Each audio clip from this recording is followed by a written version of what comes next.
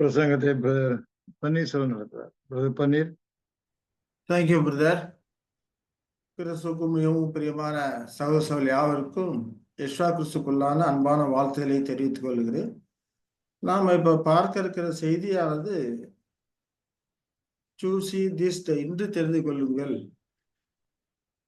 அப்படிங்கிற ஒரு தலைப்புல இருக்குது. இன்று தெரிந்து கொள்ளுங்கள், யாரை சேவிப்பீர்கள் என்று இன்று தெரிந்து கொள்ளுங்கள் அப்படிங்கிற ஒரு காரியமா இருக்கிறது. இது பைபிள் ஸ்டாண்டர்ட்ல மார்ச் மாதம் 1959 வந்த ஒரு செய்தியாக, ஒரு கட்டுரையாக இருக்கிறது. இந்த வார்த்தை யோசுவா இஸ்ரவேலிடத்திலே சொன்ன ஒரு காரியமா இருக்கிறது.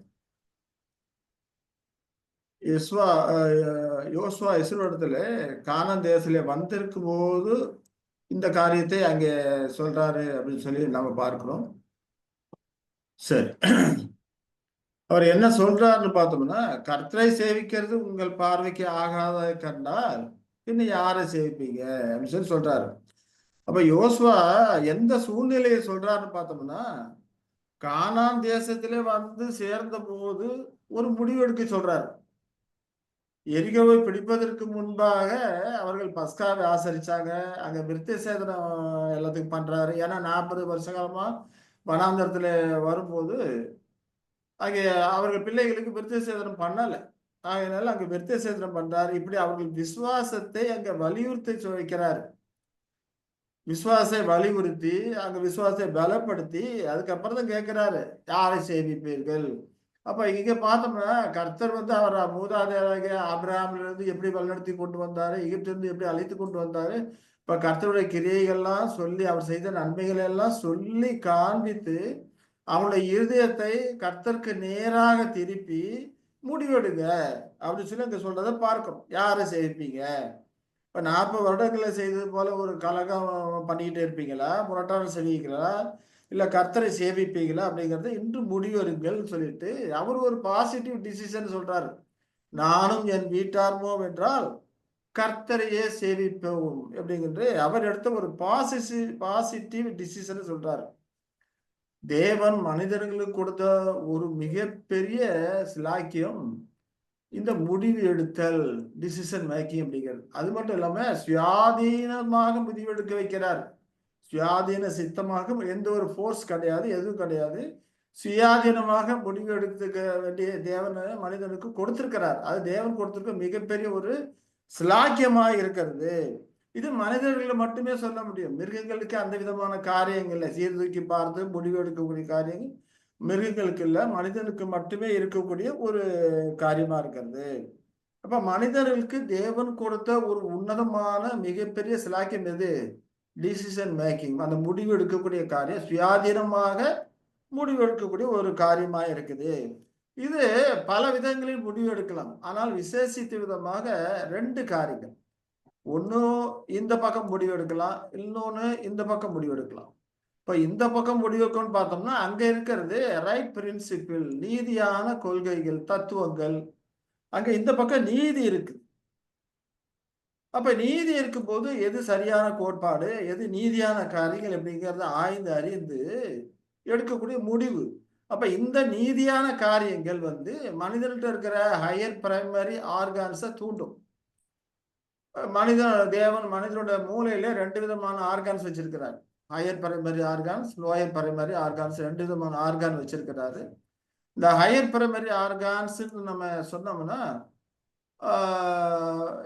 உயர்நிலை முதன்மை குணங்கள் அப்படின்னு சொல்றோம். விசுவாசம், நம்பிக்கை, சுய கட்டுப்பாடு, பொறுமை, தேவபக்தி, சகோதர சிநேகம், தியாக அன்பு, இதெல்லாம் உயர் பிரதான குணநலன்களா இருக்கிறது. இதுதான் ஹையர் பிரைமரி ஆர்கான்ஸா இருக்குது.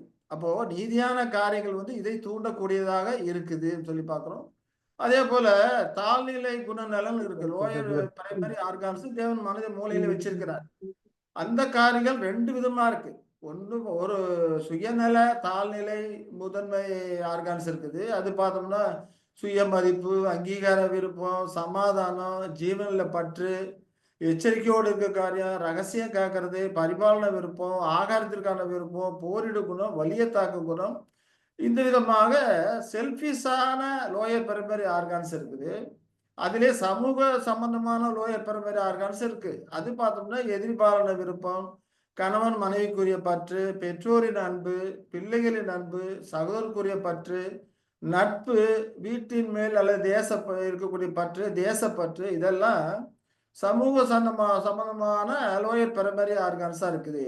இந்த ஆர்கான்ஸை கட்டுப்படுத்தி செகண்டரி கிரேசஸை அவர் மனிதன் வளர்த்து கொள்ளணும்.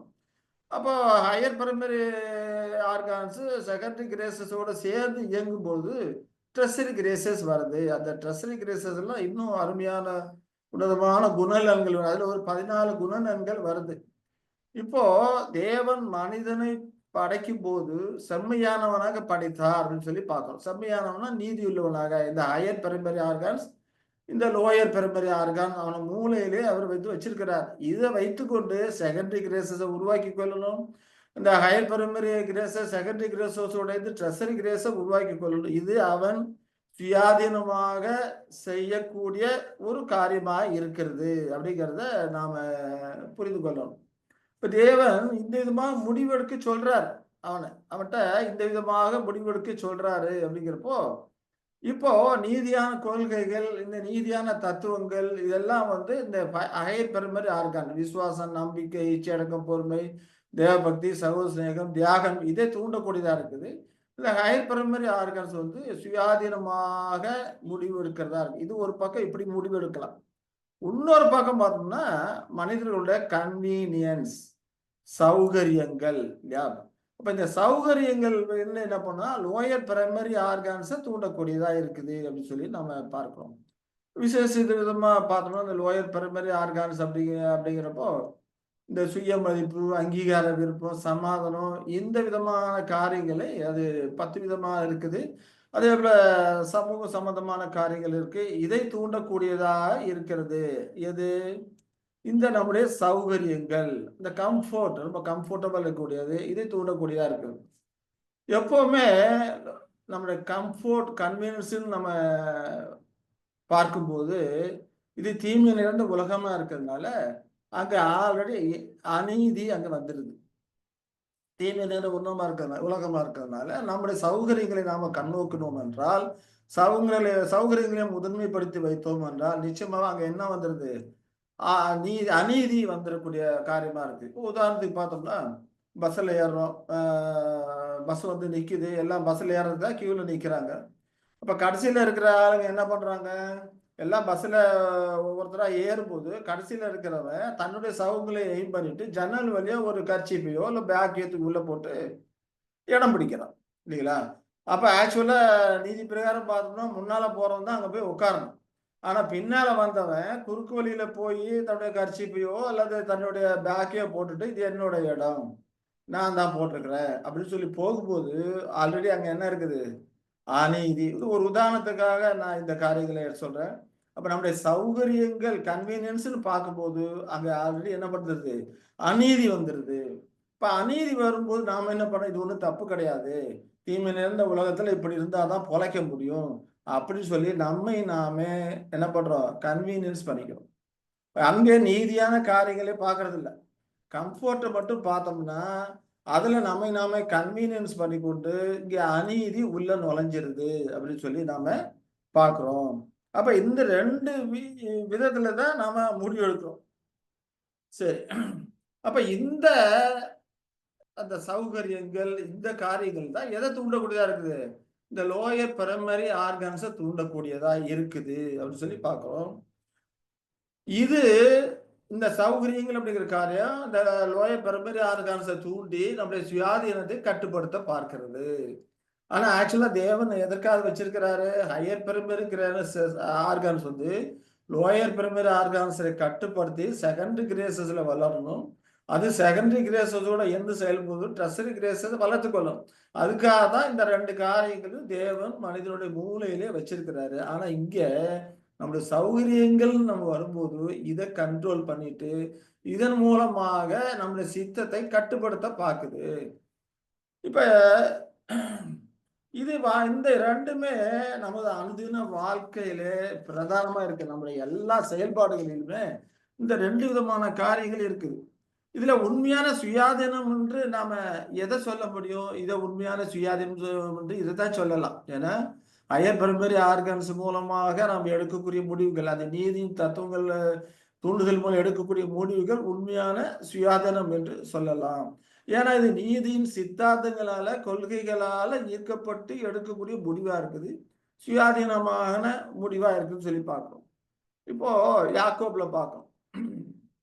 யாக்கோப்ல பார்க்கும்போது யாக்கோபு 1:25 என்ன படிக்கிறோம்?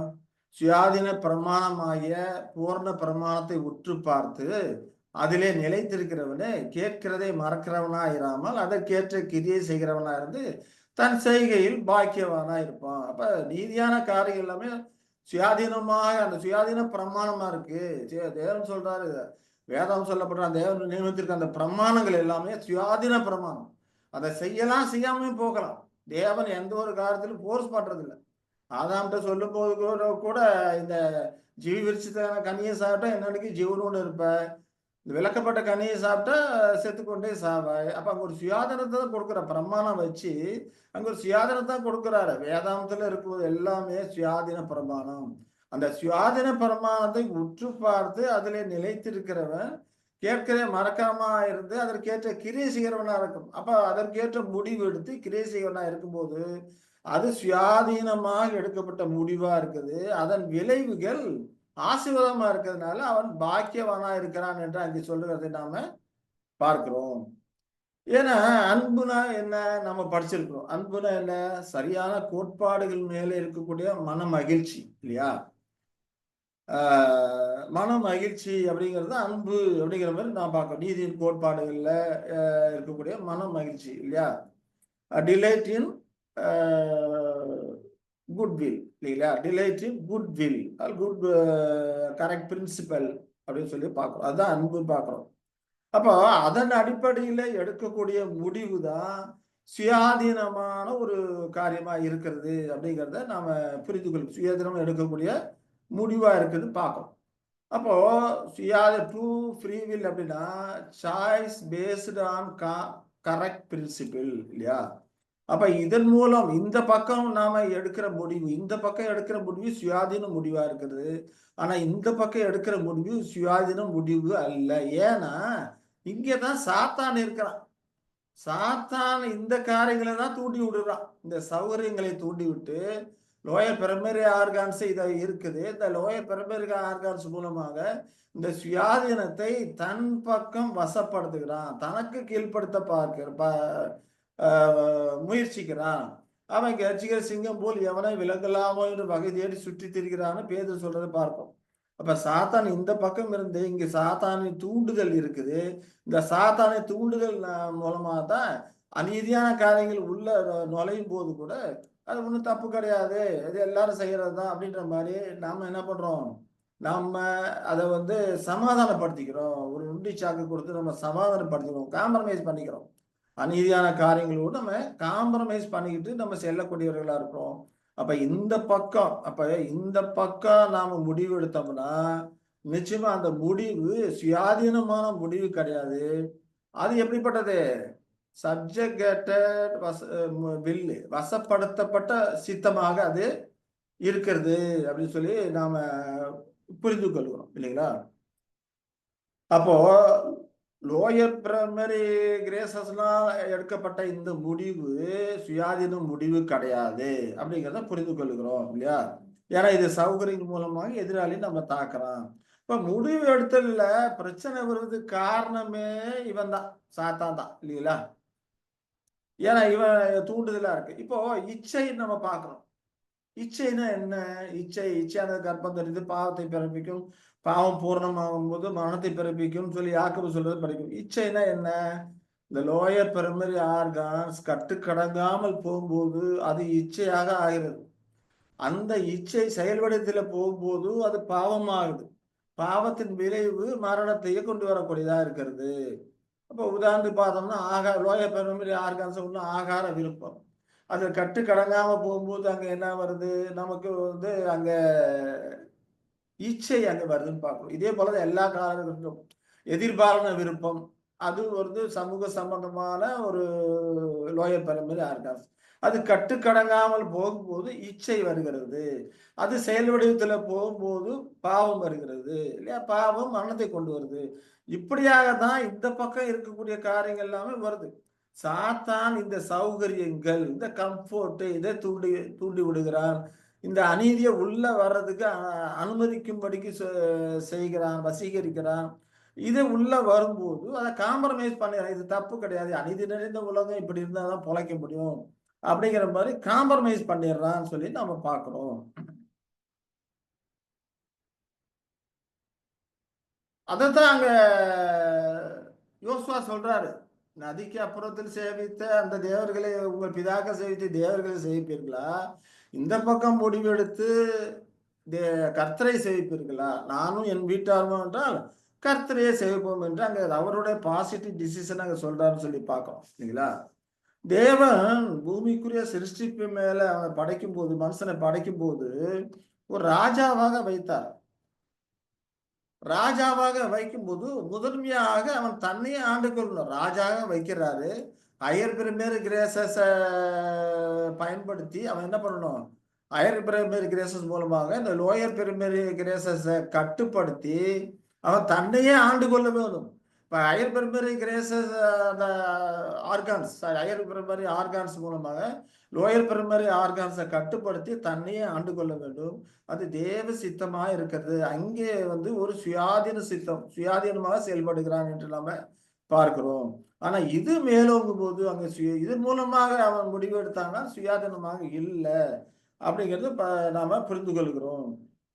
இந்த ஹையர் பிரைமரி கிரேசஸ் யாருக்கு கட்டுப்பட்டு இருக்கும் என்று பார்த்தா தேவனுக்கு கட்டுப்பட்டு இருக்கும். ஹையர் பிரைமரி கிரேசஸ் தேவனுக்கு கட்டுப்படக்கூடியதாக இருக்கு. ஏன்னா அது நீதி பிரமாணம் மூலமா ஈர்க்கப்படக்கூடியதா இருக்கிறது.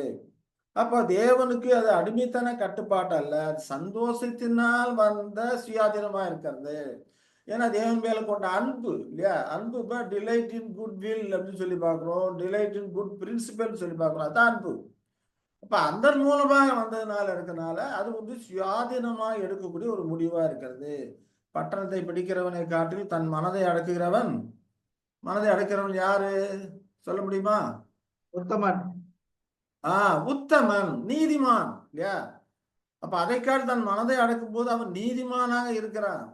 அப்ப ஆண்டவர் யோபு குறித்து பாராட்டும் கூட உத்தமனும் சன்மார்க்கனும் தேவனுக்கு பயந்து பொல்லாப்புக்கு விலகுகிறவன் சொல்லி அவனை குறித்து சர்டிஃபை பண்றாரு. உத்தமன் சொல்றாரு இல்லைங்களா? இந்த விதமாக தன் மனதை லோயர் பிரைமரி ஆர்கான்ஸை கண்ட்ரோல் பண்ணும்போது அவன் உத்தமனா இருக்கிறான். தேவன் பக்கம் சார்ந்து அவன் முடிவெடுக்கக்கூடியவனா இருக்கிறான் அப்படிங்கிறத நாம பார்க்கிறோம் இல்லையா? அப்போ மனுஷன் தன்னை ஆண்டு கொள்ள முடியாததுனால ஜீவராசிகளை ஆண்டு கொள்ள அவனால முடியல அப்படிங்கிறத புரிந்து கொள்கிறோம். அப்ப விசுவாச யுகத்துல பூமியிலே ஆளக்கூடிய ராஜாக்களாக ஆக போகிறவர்களை தேவன் ஆயத்தப்படுத்துகிறார். அப்ப ஆயத்தப்படுத்தும் முதல்ல அவன் என்ன பண்ணுவான்? தன்னைத்தானே ஆண்டு கொள்ள கற்றுக்கொள்ள வேண்டும். இப்ப தன்னைத்தானே ஆண்டு கொள்ள கற்றுக் கொடுக்கிறாரு. சுயாதீனத்தை உபயோகிக்கிறதற்காக வேண்டி இப்படிப்பட்ட சூழ்நிலைகளை அனுமதிக்கிறார். இப்படிப்பட்ட பலவிதமான சூழ்நிலைகள் அவன் சுயாதீனத்தை இதெல்லாம் விட்டுட்டு அவன் இந்த பக்கம் முடிவு எடுக்கணும் அப்படின்னு சொல்லிட்டு இந்த சூழ்நிலைகள் எல்லாம் தேவன் அனுமதிக்கிறார். எதற்காக? சுயாதீனமாக அவன் முடிவு எடுக்கணும், தன்னைத்தானே ஆளை கற்றுக்கொள்ளணும் அப்படிங்கிறதுக்காக இப்படிப்பட்ட முரண்பாடான சூழ்நிலைகள் எல்லாம் இந்த பக்கம் தேவன் அனுமதிக்கிறாரு. அப்ப யோசுவா சொல்றாரு, இன்று முடிவெடுங்க அப்படின்னு சொல்லும்போது அன்னைக்கு ஒரு நாள் மட்டும் இல்லை, வாழ்க்கையில எல்லா நாட்களும் ஜீவிய காலம் முழுவதுமே ஒவ்வொரு நாளும் ஒவ்வொரு மணி நேரமும் அவர்கள் எடுக்கக்கூடிய ஒவ்வொரு முடிவும் கர்த்தர் பட்சமாக இருக்கணும், நீதியின் பட்சமாக இந்த பக்கமா இருக்கணும், ஹையர் பிரைமரி ஆர்கான்ஸ் மூலமாக எடுக்கக்கூடிய முடிவா இருக்கணும் அப்படிங்கிறதா இன்று முடிவெடுங்கள் அப்படின்னு சொல்லி அங்கே சொல்றான்னு பாக்குறோம். அப்போ யெசுவா பூமிக்குரிய கடைசி நாட்கள்ல சோதனையில சிலர் முடிவெடுக்கிறாங்க இல்லைங்களா? இப்ப பார்த்தோம்னா நாம இப்ப இந்த விவரங்கள் இந்த செய்திகள் அடங்கிய கட்டுரையில கிடையாதுங்க. இந்த விவரங்கள் ஒரு முகவரியாக இந்த செய்தியை புரிந்து கொள்வதற்காக வேண்டி ஒரு முகவுரையாக இந்த விவரங்கள் உங்களோடு நான் பகிர்ந்து கொள்கிறேன். ஆனா இந்த ஹைப்பர்மெரிக்ரேசிஸோ இந்த முடிவெடுக்க எப்படி முடிவெடுக்கணும் அப்படிங்கிற காரியம் இதை பற்றிய காரியங்கள் இந்த கட்டுரையில் இல்லை. இப்ப நாம பார்க்கக்கூடிய அந்த மெயினான செய்தி இல்லையா, என்னன்னு பார்த்தோம்னா, இப்போ பஸ்கா ஆசரிப்பு முடிஞ்சு 1 மாத காலம் ஆயிருக்குது நமக்கு. இப்ப பஸ்கா காலத்துல பலவிதமான சோதனைகள் வரும் என்று நமக்கு எல்லாருக்குமே தெரியும். ஏன்னா இயேசு கிறிஸ்து பஸ்கா காலத்துல சோதனைகள் அவருக்கு வந்தது. அவர்களுக்கு அப்போஸ்தலருக்கு யார் யாருக்கெல்லாம் சோதனைகள் வந்தது, அந்த சோதனையில் அவர்கள் எப்படி முடிவு எடுத்தாங்க, எந்த விதமா முடிவு எடுத்தாங்க, அதோட விளைவுகள் என்ன அப்படிங்கிறத தெரிந்து கொள்றது தான் இந்த பாடத்துடைய ஒரு முக்கியமான நோக்கமா இருக்குது. ஏன்னா இது பஸ்கா காலம் இப்போ 1 மாசம் முடிஞ்சிருக்குதுனால நமக்கும் அப்படிப்பட்ட சோதனைகள் அனைவரும் வந்திருக்கும். அதில் நாம் எப்படி முடிவு எடுத்தோம், அது விளைவுகள் எப்படி இருக்குது, அப்போ எப்படி முடிவு எடுக்க நம்ம கற்றுக்கொள்ளணும். நம்மளை தோற்றுட்டோம், முடிவில் தோற்றுருக்கோம் அப்படின்னாக்க அப்போ அதுக்கு காரணம் என்ன, இதை குறித்த விவரங்களை பார்க்கிறது தான் இந்த பாடத்துடைய நோக்கமா இருக்குது. அதை நாம புரிந்து கொள்ள வேண்டும் என்பதற்காக தான் இப்பொழுது இந்த விவரங்கள் உங்களோடு பகிர்ந்து கொண்டிருக்கிறேன். இப்போ யூதாஸை குறித்து பார்க்கலாம் இல்லையா. யூதாஸ் அப்படிங்கிறப்போ அவன் ஒரு முடிவு எடுக்கிறான், இயேசு கிறிஸ்துவை காட்டி கொடுக்கணும்னு சொல்லி முடிவு எடுக்கிறான். அந்த முடிவு அப்ப எடுத்த முடிவு இல்லை, வெகு நாட்களுக்கு முன்பே காட்டி கொடுக்க முடிவு செஞ்சிருக்கிறான் அப்படிங்கிறத நம்ம பார்க்கிறோம். ஏன்னா ஒரு விருந்து வீட்டுல பார்க்கும்போது பெத்தானியாவில் ஒரு விருந்து நடக்குது. அப்போ ஒரு ஸ்திரீ வந்து விலை வந்த வாசனை தைலத்தை வந்து ஆண்டோடைய சரீரத்தின் மேல் பூசுறாங்கன்னு சொல்லி பார்க்குறோம். அதை வைத்துக்கொண்டு அவன் என்ன நினைக்கிறான், அவன் தரித்திர கிடக்கிறான், இந்த பணத்தை விற்று 300 தரித்திரருக்கு கொடுக்கலாமே, 300க்கும் அதிகமான விற்று அதை 300 பணத்துக்கு விற்று அதை தரித்திரருக்கு கொடுக்கலாமே என்று அவன் அப்படி நினைக்கிறான். அப்ப அவனை குறித்து என்ன சொல்லப்பட்டிருக்கு யோவான் 12:26 பார்த்தோம்னா, அவன் தரித்திரதை குறித்து கவலைப்பட்டு இப்படி சொல்லாமல் அவன் திருடனானபடினாலும் பணப்பையை வைத்துக்கொண்டு அதிலே சோடப்பட்டதை சுமக்கிறவன் ஆனபடினாலும் இப்படி சொன்னான் என்று இங்க சொல்றதை பார்க்கிறோம். அப்ப இந்த விதமாக அவன் திருடனா இருக்கிறான் அப்படிங்கிறாரு. அப்ப பணப்பையை வைத்து சுமக்கும் போது அதுல களவாடும் செய்திருக்கிறான், தரித்திரத்திற்கு கவலைப்படல, அவன் இப்படி பண ஆசை பிடித்தவனாய் இருக்கிறதுனால இப்படி சொல்கிறான் என்று அவனை குறித்த ஸ்டேட்மெண்ட்டை நம்ம பார்க்கிறோம். அப்ப யெசுவாவை காட்டி கொடுத்தல் அப்ப யெசுவாவை காட்டி கொடுக்கணுங்கிறது அவன் அதை அப்பவே முடிவு பண்ணிட்டான். அப்ப யெசுவாவை நாம காட்டி கொடுக்கலாம் நம்ம நிறைய படிக்கிறோம் இல்லையா. ஏன் காட்டி கொடுக்கணும், ஒருவேளை அவரை யாருக்கு தெரியாதா, யாருக்கு தெரியாமையா இருந்தாரு, அவர் நன்மை செய்கிறவரா எங்கும் சுற்றி திரிந்தார் அப்படின்னு சொல்லி பார்க்கிறோம் இல்லைங்களா. அப்ப இவருதான் இயேசு கிறிஸ்து ஒருவன் மற்றவங்களுக்கு காட்டி கொடுக்கணுமா, காட்டி கொடுக்கலன்னா தெரியாதா அப்படிங்கிற ஒரு கேள்வி நமக்கு வரக்கூடியதா இருக்கிறது. அப்புறம் அந்த காட்டி கொடுத்தான்னு வேதத்தை சொல்லப்படுது. அப்ப காட்டி கொடுத்தல்னா என்ன அப்படின்னு பார்த்தோம்னா, ஆரவாரம் இல்லாம அவர் தனிமையில் இருக்கக்கூடிய சூழ்நிலையிலே காட்டி கொடுக்கணும்னு அவன் முடிவு எடுத்திருக்கிறான். ஆனா அந்த முடிவெடுத்து எப்படி அவங்க எந்த விதமாக அவர் தனிமையில் ஆரவாரம் இல்லாம அவர் தனிமையில் இருக்கக்கூடிய அந்த சூழ்நிலையில காட்டி கொடுக்கணும். ஒருவேளை அவன் முத்தமிட்டானே அங்க வந்து அப்படின்னு சொல்லி நாம நினைக்கலாம். இப்ப முத்தமிட்டான் என்று சொன்னா அப்ப இருட்டு வேலை, தீவெட்டிகளை பிடித்து கொண்டு வர்றாங்க. அங்க எல்லாருமே ஒரே மாதிரி தான் இருப்பாங்க. அவங்க ட்ரெஸ் எல்லாம் பார்த்தா நீளமான அங்கி மாதிரி ஒரே மாதிரி தான் இருக்கும் அப்படிங்கிறது நமக்கு தெரியும். அப்படிங்கிறப்ப அந்த இருட்டு வேலையில யார் ஜீசஸ் அப்படிங்கிற காட்டி கொடுக்கறதுக்காக வேண்டி, அந்த சோல்ஜர்களுக்காக வேண்டி காட்டி கொடுப்பதற்காக அவன் என்ன பண்றான், முத்தமிட்டு அங்க காட்டி கொடுக்குறான் அப்படின்னு சொல்லி பார்க்கிறோம். ஏன்னா ஆசாரிகள் என்ன விரும்புறாங்கன்னு பார்த்தோம்னா, யூத பொது ஜனங்களுக்கு யெசுவா அரெஸ்ட் ஆகிறது தெரியக்கூடாது. ஒருவேளை தெரிஞ்சா என்ன ஆகும், ஒருவேளை பப்ளிக்ல ஒரு பிரசங்கம் பண்ணாரு, தேவாலயத்துல பிரசங்கம் பண்ணாரு, அப்பெல்லாம் போய் அவங்கள கைது பண்ணா என்ன ஆகும் அப்படின்னு பார்த்தோம்னா, அங்கே இருக்கக்கூடிய நல்லவர்கள் இருப்பாங்க, அவர்கள் அதை தடுப்பாங்க. அங்க தடுக்கும் போது அங்கே ஒரு கலவரம் ஏற்படும். அந்த கலவரம் ஏற்படும் போது அப்ப கலவரத்துக்கு மூல காரணமா இருந்தவங்க யாருங்கிறத பார்த்தோம்னா, அங்க ஆசாரியர்கள், கலவரத்துக்கு காரணமானவர்கள் ஆசாரியர்களாக காணப்படும். அப்படி கலவரத்துக்கு காரணமான ஆசாரியால காணப்பட்டால் அவர்கள் ஸ்தானத்தை ரோமர்கள் எடுத்து போட்டுருவாங்க, நீக்கி போட்டுருவாங்க, அவர்களை கைது பண்ணிடுவாங்கன்னு சொல்லி பார்க்கணும். ஆகையினாலதான் ஏன் அப்படின்னு பார்த்தோம்னா, ரோமர்கள் வந்து கலகத்தை விரும்புறது இல்ல. கலகம் ஏற்பாடாம ரோமர்களுக்குரிய ஒரு அந்த ஒரு கர்வமான ஒரு காரியம் என்னன்னு பார்த்தோம்னா, ரோமர்கள் பல தேசங்களும் ஆண்டாலும் கூட எங்கேயுமே கலவரம் அப்படிங்கிறது கிடையாது. சமாதானத்தோடு ஆண்டு கொண்டு சமாதானத்தோடு வைத்திருக்கிறாங்க எல்லா தேசத்தையும் அப்படிங்கிற ஒரு கர்வமான ஒரு காரியம் அங்க இருக்குது. அப்ப கலவரம்னு ஒண்ணு வந்துச்சுன்னா, அங்க அங்க இருக்கக்கூடிய அதிகாரியும் மாத்திருவாங்க. அதேபோல யாரால் கலவரம் தூண்டப்பட்டதோ அவர்களையும் கொன்னு போட்டுருவாங்க. இப்ப இந்த விதமாக பொதுஜனங்களுக்கு முன்பாக எஸ்வாவை கைது பண்ணாக்க, கலவரத்துக்கு காரணமானவர்கள் ஆசாரியர்களா ஆகிவிடும். ஆகையினாலதான் ஆரவாரம் இல்லாம தனிமையில் இருக்க சூழ்நிலையிலே காட்டுக் கொடுக்கணும் அப்படின்னு சொல்லி அவர்கள் விரும்புறாங்க. அப்ப அந்த விதமாக கைது பண்ணி யாருக்கு தெரியாமல் கைது பண்ணணும், பெயரளவில் ஒரு விசாரணை வைக்கணும், தீர்ப்பு கொள்ளணும், இவர் குற்றவாளி என்று அவர் வாயாலே ஒத்துக்கொள்ள வைக்கணும் அப்படிங்கிறது தான் இவர்களுடைய நோக்கம். அப்ப இதற்கு தான் யூதாசை பயன்படுத்துறாங்க. யூதாசை பயன்படுத்தும் போது 30 வெள்ளிக்காசை கொடுத்து அவனை வந்து ஒப்பந்தம் பண்றாங்க இல்லையா? காட்டி கொடுக்கும்போது 30 வெள்ளிக்காசு கொடுத்து அங்கே ஒப்பந்தம் பண்றாங்க அப்படிங்கிறத நாம பார்க்கிறோம். 30 வெள்ளிக்காசு கொடுத்து ஒப்பந்தம் பண்றாங்க. அப்போ பஸ்கா ஆசரிப்பு நடக்குது. அங்க யூதாசு வர்றான். யூதாஸ் வர்றதோட நோக்கம் என்ன? பஸ்கா ஆசரிப்பு முடிஞ்சு அவர் எங்க போறாரு அப்படிங்கிறத தெரிந்து கொள்ளுங்கிறதுக்காக வர்றான். அப்ப யெசுவா பல சந்தர்ப்பங்களிலே அவனுக்கு வார்னிங் கொடுக்கிறாரு. இவன் தான் காட்டி கொடுப்பான் அப்படின்னு சொல்லி பல சந்தர்ப்பங்கள் வார்னிங் கொடுக்கிறாரு. அதை குறித்த காரியங்கள்லாம் தேவபாடலையும் வந்திருக்குது. அதை படிச்சு பார்த்தீங்கன்னா ரொம்ப ஆர்வமா இருக்கும். பல சந்தர்ப்பம் வார்னிங் கொடுத்தும் கூட அவர் அதை என்ன பண்ணல, காதுலயே வாங்கிக்கல அப்படிங்கிறத பார்க்கிறோம். அப்போ யோவான்ல சொல்லும்போது இப்ப பஸ்கா ஆசரிப்பு வந்திருக்கு, அங்கே வந்திருக்கிறான். வந்திருக்கும் போது யோவான்ல அங்கே சொல்லும்போது என்ன சொல்றாருன்னு பார்த்தோம்னா, இந்த துணிக்கு தோணிச்சு என்னை உங்களில் ஒருவன் என்னை காட்டு கொடுப்பான் என்று சொல்றாரு. அப்ப எல்லாருமே நானும் நானும் அப்படின்னு சொல்லி கேட்கறாங்க. யூதாசும் நானும் அப்படின்னு சொல்லி அவனும் கேட்கறான். தெரியாத மாதிரி கேட்கறான்.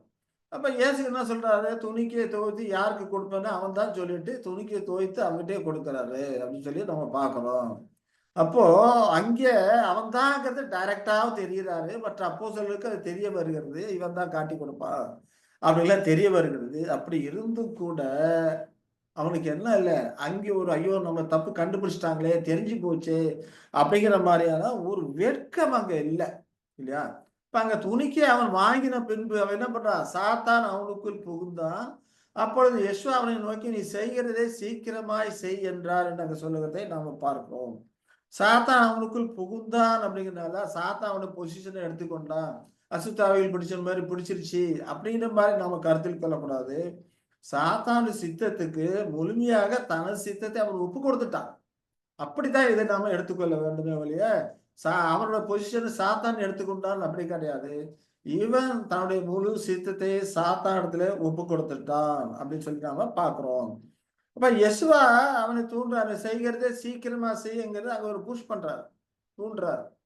இப்ப புஷ் பண்ண உடனே நீ காட்டி கொண்டு யெசுவாவே பர்மிஷன் கொடுத்தாரா இல்லையா அப்படிங்கிறது போல இங்க தெரியுது. ஆனா அது அப்படி இல்லை, அவன் பர்மிஷன் வாங்கிய செய்யல. இது பிளேயாம் போல. இதை எப்படி பார்க்கணும் அப்படின்னா பிளேயாம் போல நாம பார்க்கணும். பிளேயாம் தீர்க்கதரிசி வந்து பாலாக் ராஜா வந்து இஸ்ரேல் ஜனங்களை சபிக்கும்படி பிளேயாம தீர்க்கதரிசியை வரவழைக்கும்படிக்கு தன்னுடைய ஸ்தானாதிபதிகளை அனுப்புறான். நிறைய பொண்ணும் பொருளும் கொடுத்து அனுப்புறான். அவன் என்ன பண்ணா, கர்த்தத்தை விசாரிக்கும் போது நீ போகக்கூடாது, இஸ்ரேல் ஜனங்கள் ஆசிரிக்கப்பட்டவர்கள் போக வேண்டாம்னு சொல்லிட்டாரு. இப்ப பாலாக் என்ன பண்றான், மறுபடியும் வேறு ஒரு ஆட்களை அனுப்பி நிறைய கிஃப்ட் எல்லாம் கொடுத்து வா அப்படின்னு சொல்லி கூப்பிடுறான். இவன் என்ன பண்ணிருக்கணும், பிளேயாம கர்த்தர் சித்தம் இல்லை அப்படின்னா மறுபடியும் வந்தாலும் கூட அவர்களை விரட்டி அடிச்சிருக்கணும், போக சொல்லியிருக்கணும். ஆனா இவனிடம் உள்ள பண ஆசை, அந்த பொருள் ஆசைனால ஒருவேளை கர்த்தர் என்ன போக சொல்ல மாட்டாருன்னு சொல்லி போக சொல்லுனா நல்லா இருக்குமே அப்படிங்கிற மாதிரி தன்னுடைய சுய சித்தத்தின் தூண்டுதலினாலே அவன் என்ன பண்றான், மறுபடியும் போய் கேட்கறான், போகட்டுமா போகட்டுமான்னு கேட்கறான். அப்போ பிளேயாமுக்கு பர்மிஷன் சரி போ, ஆனா நான் சொல்றதான் சொல்லணும்னு சொல்றாரு அப்படின்னு சொல்லி பாக்குறோம்.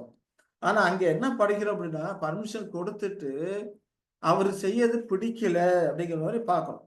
என்னாகமம் 22ல 21, 22 படிக்கலாம். என்னாகமம் 22ல 21, 22.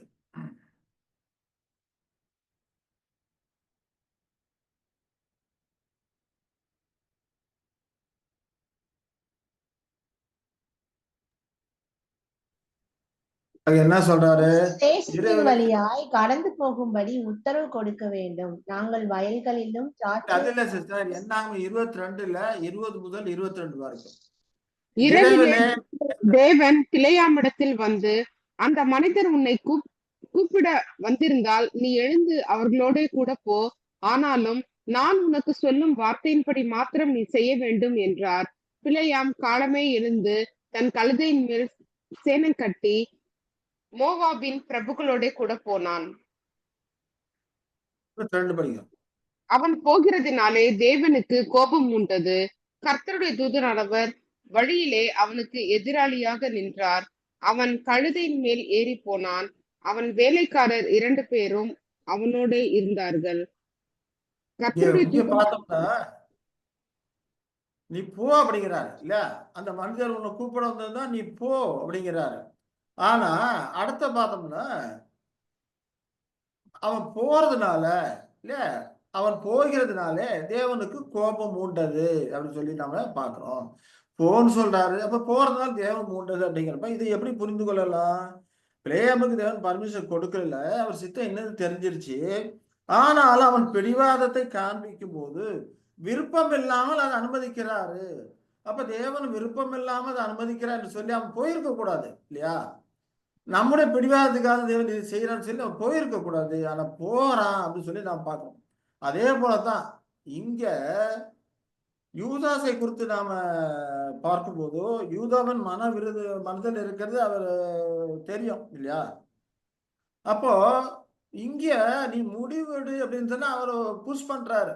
இந்த நேரம் அவரு இவன் தான் காட்டி கொடுப்பான்னு துணிக்கி துவைச்சு அவர்கிட்ட கொடுத்துட்டாரு. கொடுத்துட்டு நீ செய்கிறதே சீக்கிரமா செய் அப்படிங்கிறப்போ அங்கே அவனை ஒரு புஷ் பண்ணும்போது நீ போய் காட்டி கொடுன்னு சொல்லி அனுப்பல. இப்போ நீ யோசுவா சொல்றது போல இப்ப நீ தெரிஞ்சுக்க என்ன முடிவு எடுக்க போற அப்படிங்கிற மாதிரியான ஒரு புஷ் தான் அங்க பண்றாரு அப்படின்னு சொல்லி பார்க்கும்.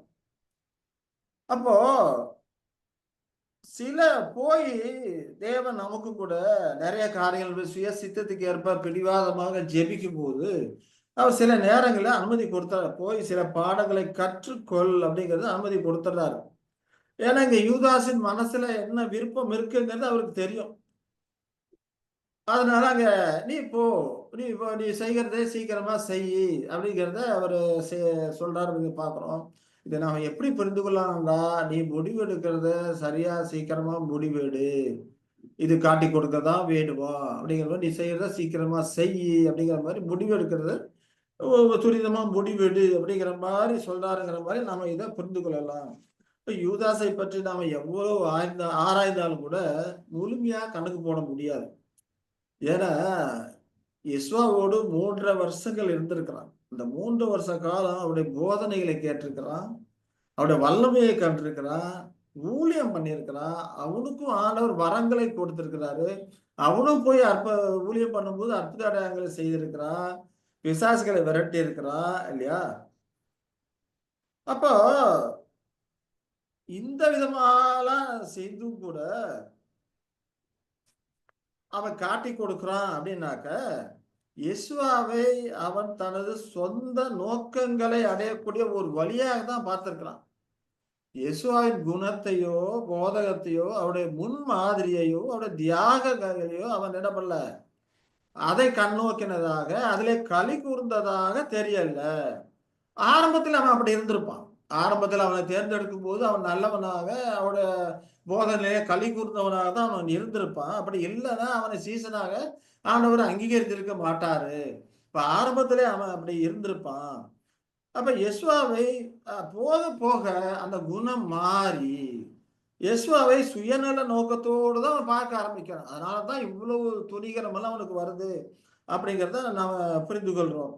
இப்ப பார்த்தோம்னா 12 சிங்காசனங்கள், அந்த 12 சிங்காசனங்கள் ஒன்று இவனுக்கு இருக்கு இல்லைங்களா? என்னோட கூட 12 சிங்காசனம் தான் வருது, நியாயம் தீர்ப்பீங்கன்னு சொல்றாரு. அதே போல அவரோட வல்லமையில் பங்கு இருக்கு, அவருடைய ஆளுகையில பங்கு இருக்கு, இதெல்லாம் இருக்குது. அப்ப தேவன் அவன் இதை தான் கண்ணோக்குகிறான். அவரிடத்திலிருந்து வரக்கூடிய அந்த நன்மையான காரியங்கள், ஆசீர்வாதமான காரியங்கள், இதை தான் அவன் கண்ணோக்கி கொண்டு இருக்கிறான். அப்போது திருடவும், பணத்தை கையாளும் போது திருடவும் செய்கிறான்னு சொல்லி நம்ம பார்ப்போம். ஏன்னா இங்க அவனை குறித்து தெளிவா சொல்றார். அவர் திருடனானபடியினாலும், பணப்பையை வைத்துக்கொண்டு அதிலே சோடப்பட்டை சுமக்கிறவன் ஆனபடியாலும் இப்படி சொன்னான். அப்படிங்கிறப்போ நிச்சயம் பணம் வச்சிருக்கும் போது அவன் இதை களவாடும் செய்திருப்பான் போலதான் அங்க தெரியக்கூடியதா இருக்குதுன்னு சொல்லி பார்க்கிறோம். அப்ப யெசுவாவின் போதனைகளை நோக்காம அந்த ஆஸ்வாதங்களை மட்டுமே, அதன் மேல் மட்டுமே அவன் நோக்கமா இருந்திருக்கிறான் அப்படிங்கிறது நமக்கு புரிய வரக்கூடியதாக இருக்கிறது. சரி, யெசுவா அவனுக்கு தெரியும், யெசுவா எப்படியும் அவர் செய்ய வேண்டிய காரியங்களை செய்வார் இல்லையா? அப்போ அந்த வழியில ஒரு 30 வெள்ளிக்காசு சம்பாதித்தா என்ன அப்படிங்கறத அவன் கருதுகிறான். இப்ப ஏன்னா ஏற்கனவே யெசுவா கிறிஸ்து ராஜாவாக்குன்னு போகும்போது அவர் மறைஞ்சு போயிடுறாரு. அவரை மலையிலிருந்து கீழே தள்ளி விட்டு சாகடிக்கணும்னு கொண்டு போது அங்கிருந்து அவர் விலகி போயிடுறாரு. அப்ப செத்தவனை உயிர்ப்பிக்க வைக்கிறாரு. அப்போ இவன் அவரை காட்டி கொடுத்தா வைக்கிறாரு. இப்ப இதெல்லாம் பார்க்கும்போது அவர் செய்யற காரியங்களே அவர் வழியை செய்து கொண்டுதான் இருப்பார். அந்த வழியிலே நாம் ஒரு 30 வெள்ளிக்காசு சம்பாதித்தால் என்ன அப்படிங்கிற மாதிரியான ஒரு முடிவுக்கு அவன் வருகிறான்.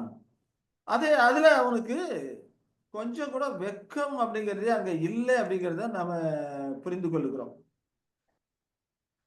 குற்ற உணர்வே அவனுக்கு இல்லை. இயேசு கிறிஸ்து டைரக்டா நீ தான் காட்டி கொடுப்பேன்னு சொல்லி எல்லா துணிக்கே கொடுத்து சொல்லும் போது கூட அந்த குற்ற உணர்வு இல்லை, அந்த வெக்கம் இல்லை அப்படின்னு சொல்லி நாம பார்க்கிறோம். அநீதி இப்படிப்பட்டவர்களுக்கு துணிகரமாக செய்யும் போது, அநீதி செய்யும் போது கூசாது. எவ்வளவு எச்சரித்தாலும் கூட அவர்களுக்கு அந்த வெட்கமே இருக்காது. அவருடைய போதனைகளை கேட்டிருக்கிறான், அவருடைய அற்புதங்களை கண்டிருக்கிறான், அவரோட கூட இருந்திருக்கிறான். ஆனா அவருடைய முடிவு எப்படிப்பட்டதா இருக்குது? இந்த எதிர்த்தரப்பிலே இருக்கக்கூடிய முடிவாக அங்க இருக்குது அப்படின்னு சொல்லி அவரோட கன்வீனியன்ஸ் இல்லை, அந்த கம்ஃபோர்ட் அதுல இருக்கக்கூடியதா இருக்குது அப்படின்னு சொல்லி நாம பார்க்கிறோம். அப்போ பிற்காலத்திலே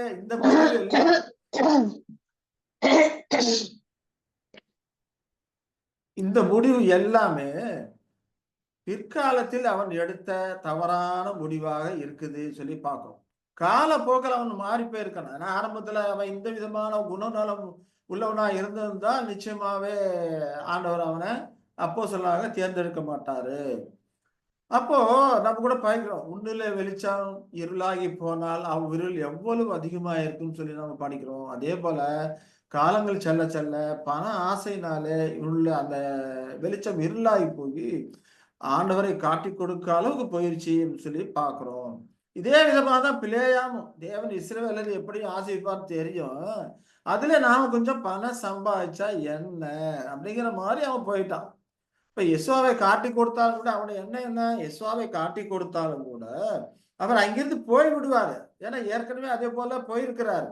அவரை கொலை செய்யும்படிக்கு கொண்டு போகும்போது, மலையிலிருந்து உருட்டி விடணும் கொண்டு போகும்போது அங்கிருந்து தப்பி போயிருக்கிறாரு. அதே போல இவர் போயிருவாரு. அதுல நாம் கொஞ்சம் பணம் பார்க்கலாம். அவர் காயப்பட மாட்டாரு, அவருக்கு யாரும் கொலை பண்ண முடியாது, சாகடிக்க முடியாது. ஏன்னா அவர் மரித்தோரையும் உயிர்ப்பிக்கக்கூடியவரா இருக்கிறாரு. இந்த விதமாக அவன் முடிவு எடுக்கிறான் சொல்லி நாம் பார்க்கணும். அப்போ இவனுக்கு யெசுவா மூலமா வரக்கூடிய அந்த ஆசீர்வாதங்கள் மேலதான் கண்ணோக்கமா இருக்கிறான வழிய யெசுவாவின் மேல ஒரு அன்பு இல்லை அப்படிங்கிறத நாம பார்க்கிறோம் அப்படின்னு சொல்லி நாம பார்க்க. யெசுவாவின் மேல ஒரு அன்பு இல்லை. அன்பு இருந்ததுன்னா அவன் யோசிச்சிருப்பான் இல்லைங்களா? அவரை காட்டி கொடுக்க வேண்டுமா என நிச்சயமா யோசிச்சிருக்க வேண்டும். அவர் என் ஆண்டவர், என் போதகர் அப்படின்னு சொல்லி அவன் உரிமை கொண்டாடி இருக்கணும். ஆனா அவன் அப்படி செய்யல, எதிர்த்தரப்பிலே முடிவெடுக்கிறான்னு சொல்லி பார்க்கணும். யெசுவா அப்போஸ்தலர்களை கூட பிறந்த சகோதரரை காட்டிலும் ரொம்ப நெருக்கமாக வைத்திருந்தார். என் பிதாவின் சித்தத்தை செய்கிற இவர்கள் தான் எனக்கு தாயும் தாப்பும் சகோதரமா இருக்கிறாங்கன்னு சொல்லி அவர்களை குறித்து சொல்றாருன்னு சொல்லி நாம படிக்கிறோம். அப்போ அப்போஸ்தலருக்கு இருக்கக்கூடிய அந்த மரியாதை எல்லாமே யெசுவா அவர்களோடு கூட இருந்ததுனால வரக்கூடிய காரியமா இருக்கிறது. அதே போல இவன் எடுத்த முடிவு போலவே நாமளும் கூட முடிவு எடுக்க முடியும். இப்படிப்பட்ட காரியத்தை நாமும் கூட சமயத்துல செய்யக்கூடியவர்களா இருக்கிறோம். சத்தியத்தை சுயநலனுக்காக பயன்படுத்தக்கூடியவர்களா இருக்கிறோம். ஒரு பெயரை பெற்றுக்கொள்ள, ஒரு மரியாதையை பெற்றுக்கொள்ள, ஒரு தரத்தை பெற்றுக்கொள்ள, பணம் சம்பாதிக்க சத்தியத்தை அநேகர் பயன்படுத்துறாங்க அப்படிங்கிறது நமக்கு தெரியும். அப்ப இதற்கு சகோதரர்களையோ சத்தியத்தையோ அவங்க என்ன பண்றாங்க? காம்ப்ரமைஸ் பண்ணிக்கிறாங்க. ஏன்னா அவங்களுக்கு சௌகரியம் சொல்லி வரும்போது அங்க அநீதி வந்துருது. அநீதி வரும்போது அதை அவங்க என்ன பண்ணிக்கிறாங்க? காம்ப்ரமைஸ் பண்ணிக்கிறாங்க. சகோதரர்களையோ சத்தியத்தையோ காம்ப்ரமைஸ் பண்ணி இது வந்து தப்பு கிடையாது, இது அப்படி ஒன்றும் பெரிய குற்றம் இல்லை அப்படிங்கிற மாதிரி எல்லாம் தங்களை என்ன பண்றாங்க? காம்ப்ரமைஸ் பண்ணிக்கிறாங்க அப்படின்னு சொல்லி நம்ம பார்க்கிறோம். நிச்சயமாகவே இந்த பக்கம் முடிவு எடுப்பார்களானால் இல்லையா, இந்த பக்கம் அவர் முடிவு எடுப்பார்களானால் அது சகோதரர்களுக்கும் அவர்களுக்கும் ஒரு பெரிய ஆசீர்வாதத்தை கொண்டு வரக்கூடியதா இருக்கும் இல்லையா, ரொம்ப உதவிகரமா இருக்கும். அப்ப நம்முடைய முடிவெடுத்தல் சார்ந்துதான் நம்முடைய இருதய நிலையும் இருக்கிறது அப்படின்னு சொல்லி நம்ம பார்க்கிறோம். இப்ப யெசுவா சத்தியத்தையும் சகோதரர்களையும் சரிசமமா தான் பார்க்கிறார். இறுதி காலத்தை காட்டத்துல செம்மறியாடு வெள்ளாடு அதை பிரிக்கும் போது கூட அவர் என்ன சொல்றாரு? என்னுடைய சகோதரர்களில் மிகவும் சிறியவரான இவர்களுக்கு நீங்க எதை செய்தீங்க அதை எனக்கே செய்யுங்க அப்படிங்கிறார். அப்போ உலகத்தார் செம்மறியாடு வெள்ளையாடு வகுப்பக்கூடிய பிரிக்கக்கூடிய அந்த காலகட்டத்தில் கூட அவர்களை என்னுடைய சகோதரர் என்று சொல்லுகிறதை நாம பார்க்கிறோம். அப்போ என் வார்த்தைகளை கேட்டு அதன்படி செய்கிறவன் கற்பாறை மேல் தன் வீட்டை கட்டினு புத்தியில மனுஷன் சொல்லுகளை பார்க்கிறோம். அப்போ நம்முடைய சோதனைகள் எல்லாமே இதுலதான் இருக்கு. அப்ப நாம் எடுக்கக்கூடிய முடிவுகள் கர்த்தர் பட்சத்துல எடுக்கிறோமா இல்ல நம்முடைய சௌகரியங்களை பார்த்து எடுக்கிறோமா அப்படிங்கிறதா இருக்கக்கூடியதா இருக்குது. யூதாசை போல சுயநலத்துக்காக நீதியை விட்டு கொடுத்த மனநிலையில இருக்கிறோமா அப்படிங்கிறத நமக்கு வரக்கூடிய சோதனைகளாக இருக்குதுன்னு சொல்லி நம்ம பார்க்கிறோம் இல்லையா. அப்போ சுயநலத்தை யூதாசை போல நீதியை விட்டு கொடுக்கக்கூடிய அப்படிப்பட்ட இந்த நீதியை விட்டு கொடுக்கக்கூடிய அப்படிப்பட்ட ஒரு மனநிலை வராமல் நாம என்ன பண்ணுவோம்? காத்து கொள்ளணும். ஆனா ஆரம்பத்துல எல்லாருமே வைராக்கியமா தான் இருக்கும். சத்தியத்துக்குள்ள உள்ள நுழையும் போது வைராக்கியமா ரொம்ப ஆவலாதான் இருக்கும். ஆனா நாளாக நாளாக அதுல குளிர் விட்டு போய் விடுகிறோம். இவ்வளவுதான், இதுல வேற என்ன இருக்கு அப்படின்ட்டு குளிர் விட்டு போயிடும். அப்படி நாமே காம்ப்ரமைஸ் பண்ணிக்கிறோம். அது இல்லாதபடிக்கு நாம பார்த்துக்கொள்ளணும். ஏன்னா சாத்தான் கொஞ்சம் கொஞ்சமா தான் உள்ள நுழைவான். ஏன்னா இந்த பக்கம் சாத்தாண்டி தூண்டுதல் இருக்குது. கொஞ்சம் கொஞ்சமா உள்ளே நுழைஞ்சு அவன் ஆக்கிரமிப்பு பண்ண பார்ப்பான் அப்படின்னு சொல்லி நம்ம பார்க்கிறோம். இப்ப பார்த்தோம்னா ஒரு ரயில்வே லைன் இருக்கு, அப்படியே நேரா போயிட்டு இருக்கும். இந்த இடத்துல ஒரு சின்ன மாறுதல் அப்படி மாத்தி விட்டோம்னா போதும், அப்படியே இந்த பக்கம் போயிடும். நேரா போக வேண்டிய ட்ரெயின் இந்த பக்கம் போயிடும். அது அவர்களுக்கே தெரியாது. ரொம்ப தூரம் போனதுக்கு அப்புறம் ட்ராக் மாறி வந்துட்டோம் அப்படிங்கிறது தெரிய வரக்கூடியதா இருக்குது. அதே போல நம்முடைய சுயாதீனத்தை சுயாதீனமாக செயல்படுத்துவதா அல்லது சாத்தானுக்கு அடிமையா ஒப்பு கொடுப்பதா, யூதாசை போல இருக்கிறோமா அல்லது யெசுவாவை போல இருக்கிறோமா, இதை நாமே கேட்க வேண்டிய ஒரு கேள்வியா இருக்கு. அப்போ யூதாஸுக்கு வந்த லோயர் பிரைமரி ஆர்கான்ஸ் பார்த்தோம்னா ப்ராவிடன்ஸ், சுய பாதுகாப்பு, பராமரிப்பு, இந்த பணத்தின் மேல் உள்ள ஒரு ஆசை இல்லைங்களா, தன்னை பாதுகாக்கணும். யெசுவா இருக்கிறாரு, எல்லாம் இருக்கிறாரு, ஆனாலும் கூட நம்மை பாதுகாக்கணும் அப்படின்னு சொல்லி அங்க பண்றான்னு சொல்லி பார்க்கணும். இப்ப இந்த லோயர் பிரைமரி ஆர்கான்ஸ் மூலமாக தான் அங்க பாதிக்கப்படுறான். இது அதிகமா போயிடுச்சு. ப்ராவிடன்ஸ் அப்படிங்கிற அதிகமா பார்க்கும்போது தன்னுடைய சுய பாதுகாப்பு, தன்னுடைய பராமரிப்பு அப்படிங்கிறப்ப அங்க பண ஆசை அதிகமா போயிடுச்சு. அதனால அவன் அங்கே தவறான ஒரு முடிவு எடுக்கிறான்னு சொல்லி நாம பார்க்கிறோம். இப்ப யெசுவா இருக்கிறாரு, நாமளும் கூட இருக்கிறோம். நாம கூட என்ன நினைக்கிறோம்? யெசுவா இருக்கிறாரு, எப்போதும் நம்மளோட கூட இருக்கிற எல்லாம் கரெக்ட். ஆனால் நமக்கு ஒரு பாதுகாப்பு வேண்டும், நமக்கு ஒரு பணம் சேகரிக்கணும், எதிர்காலத்துக்காக நமக்கு ஒரு பணம் சேகரிக்கணும், பேங்க் பேலன்ஸ் இருக்கணும், இப்படி எல்லாம் நம்ம நினைக்கிறோமோ இல்லையா? அப்ப அது போலதான் இவன் அதுல கொஞ்சம் ஓவரா போயிட்டான். நமக்கு தேவை இருக்குது, பாதுகாப்பு இருக்கு, எல்லாம் கரெக்டு. அதுல ஓவரா போகும்போது அங்க இச்சை, பணாசை, பேராசை அந்த மாதிரி வந்துடுது. அப்ப அதன் மூலமாக அந்த இச்சை அதிகரிக்கும் போது, அது செயல்படும் போது காட்டி கொடுத்து பாவமா இருக்கிறான். அதனால நம்ம பணம் சேகரிப்பதோ, பணம் நம்ம எதிர்கால தேவைக்கு சேர்த்து வைப்பதோ தவறு கிடையாது. ஆனா அதில் ஓவரா போகும்போது, இல்லையா, மிதமிஞ்சி போகும்போது அது பேராசையாக, பண ஆசையாக போய்விடும். அப்படி போகும்போது அங்கே அநீதி உள்ள நுழைஞ்சிருது. இப்ப அநீதி உள்ள நுழைஞ்சும் போது நாம என்ன பண்றோம்? காம்ப்ரமைஸ் பண்ணிக்கொள்றோம். அது ஒன்றும் தப்பு கிடையாது அப்படிங்கிற காம்ப்ரமைஸ் பண்ணிக்கொள்றோம். இது இப்படி எடுக்கக்கூடிய முடிவுகள் எந்த விதமான விளைவுகள் எடுத்தது? இப்ப யூதாஸ் அந்த விதமாக தான் முடிவுகள் எடுத்தான். பரிபாலன விருப்பம் அந்த மூலமாக அந்த முடிவுகள் எடுக்கும்போது அவருடைய நிலைமை என்ன ஆனது அப்படிங்கிறது நமக்கு தெரியும். நான்கு கொண்டு செத்தான்னு சொல்லி நாம பார்க்கிறோம். சரி, இப்போ அவனோட காரியங்களை பார்க்கும்போது நீதியான காரியங்கள்ல அந்த ஹையர் பிரைமரி கிரான்சஸ் மூலமாக அவன் ஆண்டுகளை விடாதபடிக்கு சாத்தானுக்கு தன்னை ஒப்பு கொடுத்தான். சித்தத்தை சாத்தானுக்கு ஒப்பு கொடுத்துட்டான். சுயாதீனமாக முடிவெடுக்கல. லோயர் பிரைமரி கிரான்சஸ் அவனை ஆளும்படிக்கு தன்னை விற்று போட்டான் என்று அங்கே நாம பார்க்கிறோம். அதனால தான் அவனுக்கு தவறு பண்ணும் போல வெக்கம் இல்லை, ஒரு குற்ற உணர்வு கூட இல்லை அப்படின்னு சொல்லி நாம பார்க்கிறோம். இந்த காலகட்டத்துல அநேகர் அப்படித்தான் இருக்கிறாங்க. நாம தப்பு பண்ணும்போது ஒரு வெட்கமோ குற்ற உணர்வோ இல்லாம அநேகர் இருக்கிறாங்க. இப்ப பார்த்தோம்னா டீச்சர் ஒரு மாணவனை கண்டிக்கும் போது சிலர் பார்த்தோம்னா சிரிச்சுக்கிட்டே இருப்பாங்க. கண்டிக்கும் போது, திட்டும் போது சிரிச்சுக்கிட்டே இருப்பாங்க. ஏன்னா அந்த குற்ற உணர்வு அவங்கள்ட்ட இல்லை. அப்படி சிரிச்சுக்கிட்டே இருக்கும்போது அதன் மூலமாக அந்த டீச்சர் இரிட்டேட் ஆவாங்க, அந்த ஆசிரியர் இரிட்டேட் ஆவாங்க.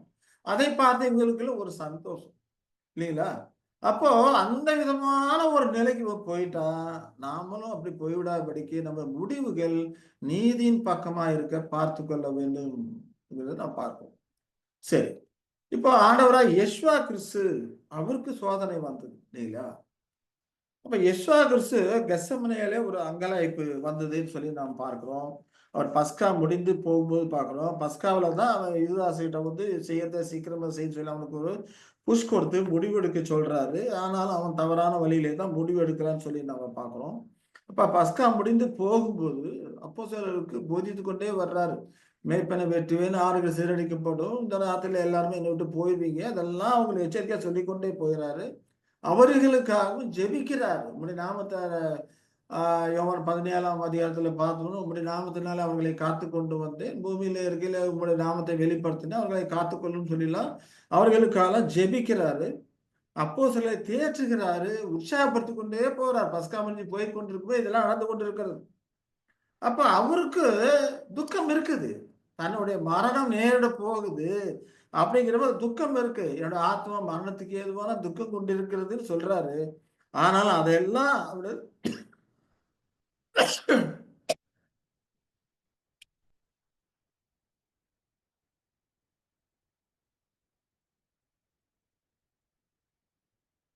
தன்னுடைய துக்கங்களை எல்லாம் அங்க வெளிப்படுத்தல. துக்கங்களை வெளிப்படுத்தாதபடிக்கு அவர்களை உற்சாகப்படுத்தி கொண்டு ஆறுதல் படுத்தி தேர்தல் படுத்தி கொண்டு போகிறாரு. இப்ப கெத்செமனேக்கு போயிறாரு இல்லையா? அப்ப கெத்செமனேக்கு போகும்போது அந்த போகிறாருன்னு சொல்லி பார்க்கணும். அங்க யூதாஸின் சோதனை பார்த்தோம்னா வில்ஃபுல் செல்ஃபிஷ்னஸா இருக்குது. திட்டமிட்டு செய்யக்கூடிய ஒரு காரியமா இருக்குது. எந்த ஒரு பயத்தினாலோ செத்து போயிருவோம் அப்படிங்கிற ஒரு பயத்தினாலோ வேற ஒரு ப்ரெஷர்னால இல்லை, திட்டமிட்டு துணிகரமாக வந்தது பார்க்கணும். அவனுக்கு எந்த ஒரு அழுத்தமும் இல்லை. ஆனா அங்க யெஷுவா மரிக்க போறேங்கிறது அவருக்கு தெரியும். ஒரு மனிதனுக்கு தன்னுடைய மரண நேரம் தெரிஞ்சிருச்சுன்னா அவருடைய எண்ணங்கள் சிந்தனைகள் எப்படி இருக்குன்னு கொஞ்சம் கற்பனை பண்ணி பாருங்க. இப்ப நமக்கே வந்து நாளைக்கு மரிச்சிருவ, நாளைக்கு இந்த நேரத்துல நீ செத்துருவ அப்படின்னு எனக்கு உறுதிப்பாட நமக்கு தெரிஞ்சிருச்சுன்னு வச்சுக்கோங்க. நம்முடைய எண்ணங்கள் சிந்தனைகள் எப்படி இருக்கு இதெல்லாம் மேலோட்டமா நம்ம படிக்கிறோம். மேலோட்டமா படிக்கிறதுனால நமக்கு வந்து அவ்வளவா புரியல. அந்த சூழ்நிலையில நாம இருந்தா நாம என்ன செஞ்சிருப்போம்? நமக்கு மரண நாள் தெரியுது அப்படின்னப்போ நாம என்ன செஞ்சிருப்போம்? அதே போல வேதாந்தத்துல ஒரு ஆதாரம், ஒருத்தனுக்கு மரண நாள் தெரிஞ்சிருது. எசேக்கியா ராஜாவுக்கு சொல்லிடுறாரு. எசையா தீர்க்கதரிசி வந்து நீ படுக்கையை விட்டு எழுந்திருக்க வியாதி பட்டு இதோட நீ செத்து போயிடுவ, உடைய வீட்டுக்காரிகளை ஒழுங்குபடுத்திக்கன்னு சொல்றாரு. உடனே அவன் என்ன பண்றான்? கதறி கதறி அழுறான். சூறு பக்கம் முகத்தை திருப்பிட்டு ஆண்டவரை நோக்கி கதறி கதறி அழுகுறான். அப்ப அவனுடைய ஜெபம் கேட்கப்பட்டது அப்படிங்கிறத நம்ம பார்க்கணும். இப்போ யெஷுவா கிறிஸ்துவுக்கு அவருடைய மரண நாள் தெரியுது, மரண நேரம் தெரியுது, எந்த விதமா இருக்க போகிறோம் அங்க காரியங்கள்லாம் தெரியுது. இப்ப ஜீவன் அற்று போகக்கூடிய ஒரு காரியம் நமக்கு வேணா அவ்வளவா உணர்வு இல்லாம இருக்கலாம், தெரியாம இருக்கலாம். அவர் பூர்ணமான மனுஷன், பாவம் இல்லாதவர், பரிசுத்தர். ஜீவன் அற்று போகக்கூடிய அந்த ஒரு காரியம் அவர் ரொம்ப துக்கப்படுத்தி இருக்கும் அப்படிங்கிறத நாம புரிந்து கொள்கிறோம். இப்ப எஸ்ஆர் கூட சொல்றாரு, ஒரு இடத்துல சொல்லும்போது ஏதோ எதிராளி வர்றான், அவனுக்கு என்னிடத்துல ஒன்றும் இல்லை, அவர் சோதிக்கிறதுக்கு ஒண்ணும் இல்லை அப்படிங்கிற மாதிரி அங்க சொல்றாருன்னு பார்க்கிறோம். அப்போ அந்த நேரத்துக்குள்ள யெஷுவா தன்னுடைய சுயத்தை மறந்தவராக அங்கே அப்போஸ்தலர்களை ஆற்றி தேற்றிக் கொண்டே போகிறாரு சொல்லி பார்க்கிறோம். அப்ப யெஷுவா கிறிஸ்துவை சோதிக்கணும்னா நீதியான காரியங்களை வச்சுதான் சோதிக்க முடியும். இந்த கன்வீனியன்ஸோ கம்ஃபர்ட்டோ இந்த அநீதியான காரியங்களை வச்சு சோதிக்க முடியாது. நீதியான காரியங்களை வைத்துதான் அவரை சோதிக்க முடியும். அதே விதமா தான் சோதிக்கிறான். இருதயத்தை தாக்கும்படி பலவிதமான அம்புகளை எய்கிறான் என்று வேதவசங்களை படிக்கிறோம். அது என்ன அப்படின்னு பார்த்தோம்னா, நீதியான காரியங்கள் முடிவு எடுத்ததில்ல அவருக்கு வித்தியாசமான சோதனைகள் வரக்கூடியதா இருக்குது. இப்ப 2 காரியங்களை அவரை ரொம்ப ஆழ்ந்த துக்கத்துல ஆக்குனது அப்படின்னு சொல்லி நம்ம பார்ப்போம் இல்லையா? அவர் தன்னுடைய மரண நாள் தெரிந்து கூட அப்போஸ்தலரை தேற்றிக் கொண்டு சுயத்தை மறந்தவராக அவர்களுக்காக ஜெபம் பண்ணி கொண்டு அவர் அங்க இதுக்கு போயிறார், கெத்செமனேக்கு போயிறாரு அப்படின்னு சொல்லி பார்க்கிறோம். இப்ப அவருக்கு தன்னுடைய மரணம் தெரியறது, எதனால் மரணம் வரப்போகிறது, எப்படி வரப்போகிறது எல்லாம் யோசிக்கிறாரு. முதலாவது பார்த்தோம்னா அவருடைய சிலுவை மரணம் இல்லையா? சிலுவை மரணம் அப்படிங்கிறப்போ கொடிய பாவத்துக்கான ஒரு தண்டனை. இப்போ கொடிய பாவத்துக்கான தண்டனை சிலுவை மரணம் அப்படிங்கிறப்போ குற்றச்சாட்டு எப்படி இருக்கும் அப்படின்னு சொல்லி யோசிக்கிறாரு. நியாயப்பிரமாணத்தின்படி தேவதூஷணம் செய்யறவங்க கொடுக்கக்கூடிய ஒரு தண்டனை, தேவதூஷணத்துக்கான ஒரு தண்டனையாக அது இருக்குது அப்படின்னு சொல்லி நம்ம பார்க்கிறோம். அவர் தேவனிடத்துல எவ்வளவு மதிப்பு வைத்திருக்கிறார், எவ்வளவு லாயல்ட்டி வச்சிருக்கிறாரு, எந்த அளவுக்கு அவர் உயர்வாக மதித்து தவிர ஜீவனையும் எண்ணாத பிறகு பரமவாசத்தை விட்டு மனுஷனா இருக்கிறாரு. அவ்வளவு அன்பு வைத்திருக்கிறார். அப்பேறு அன்பு வைத்திருக்கிற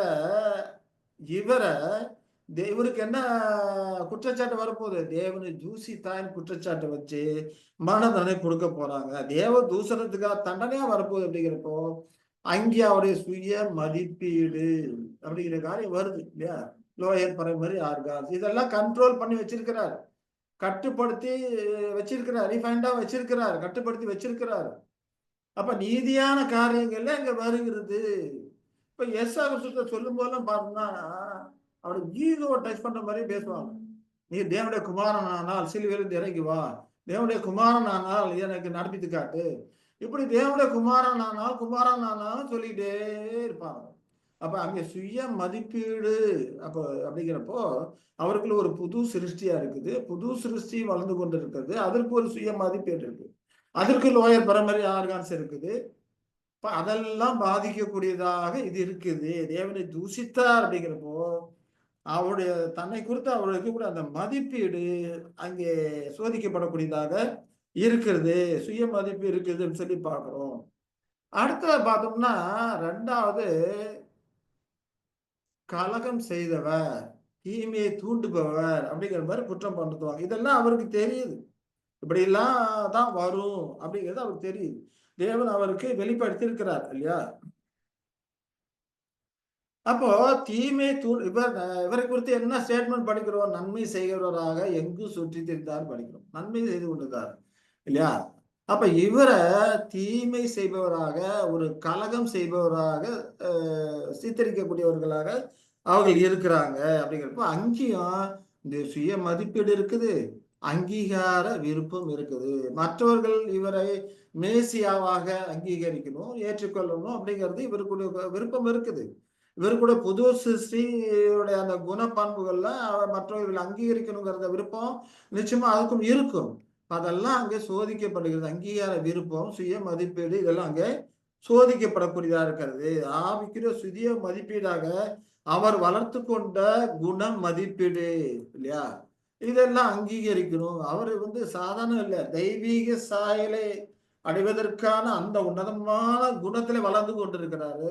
அந்த சுய மதிப்பீடு, அங்கீகார விருப்பம், இதெல்லாம் அங்கே சோதிக்கப்படக்கூடியதா இருக்குதுன்னு சொல்லி நாம பார்க்கிறோம். அவருடைய மகிமைய தேவன் அங்கீகரிக்கிற ஒரு குண இயல்புகா இருக்குது. அதை தேவன் அங்கீகரிக்கிறாரு. அந்த படிப்பட குண நல்வுகளை அவரை வளர்த்து கொண்டிருக்கிறாரு. அது அவரை ஊக்குவிக்கக்கூடியதா இருக்குது. அப்ப தேவனுக்கு ஏற்ப நாம் வளர்ந்து கொண்டிருக்கும் போது, தேவனுடைய குணநலன்களை நாம் வளர்த்து கொண்டிருக்கும் போது, அது நம்மையும் ஊக்குவிக்கக்கூடியதா இருக்கும். அப்படிப்பட்ட ரீதியில அங்கே அவருக்கு சோதனை வருது. இந்த நீதியான காரியத்தை அவருக்கு அங்கே பாதிக்கக்கூடியதா இருக்குது அப்படின்னு சொல்லி நாம பார்க்கிறோம். ஏன்னா தீமை செய்தவராக, கலகம் செய்தவராக அங்கே சித்தரித்து அவர்களுக்கு தண்டனை வரும்படியாக அங்க இருக்குதுன்னு சொல்லி நாம பார்க்கிறோம் இல்லையா. சரி, அடுத்ததா பார்த்தோம்னா மூன்றாவது கலாத்தியர் 3:13 பார்த்தோம்னா, அப்போ அவர் நல்லவர் என்று மற்றவர்கள் கருத எதிர்பார்ப்பது ஒரு நீதியான கருத்து, அங்கீகார விருப்பம் படிக்கிறப்போ நல்லவர் என்று மற்றவர்கள் கருத எதிர்பார்ப்பது ஒரு நீதியான காரியமா இருக்காது. அப்ப புது சிருஷ்டிக்கும் அது இருக்கக்கூடியதா இருக்குது. இன்னும் சொல்ல புது சிருஷ்டிக்கு அது அதிகமா இருக்கும். ஆனா அவர் எப்படி நடத்துறாங்க, கேலி செய்யறாங்க, துப்புறாங்க, அவமானப்படுத்துறாங்க, இது எல்லாமே புது சிருஷ்டிக்கு வந்த சோதனையா இருக்கிறது அப்படின்னு சொல்லி நாம பார்க்கிறோம். ஏன்னா விழுந்து போன தன்மையில இருக்கிற மனுஷன் வேணா மற்றவர்கள் திட்டும் போது மகிழக்கூடியவனாக இருக்கலாம், அதை பத்தி கேர் பண்ணாம இருக்கலாம். ஆனா விழுந்து போனவர்களுக்கு அப்படிப்பட்ட உணர்வு ஒருவேளை இருக்கலாம். ஆனா புது சிருஷ்டிக்கு அது அப்படி இல்லை. அது துன்பத்தை வருவிக்கக்கூடியதா இருக்கும். அது அவரது பாத்திரத்துல ஒரு கசப்பான ஒரு காரியமாக அது இருக்கும், அவமானம் நிறைந்த ஒரு பாத்திரமா இருக்கும் அப்படின்னு சொல்லி நம்ம பார்க்கிறோம். அதனால்தான் ஆண்டவர் என்ன சொல்றாரு, இந்த பாத்திரம் என்னை விட்டு நீங்க கூடுமானால் நீங்கட்டும் என்று அங்கே சொல்றார். லூக்கா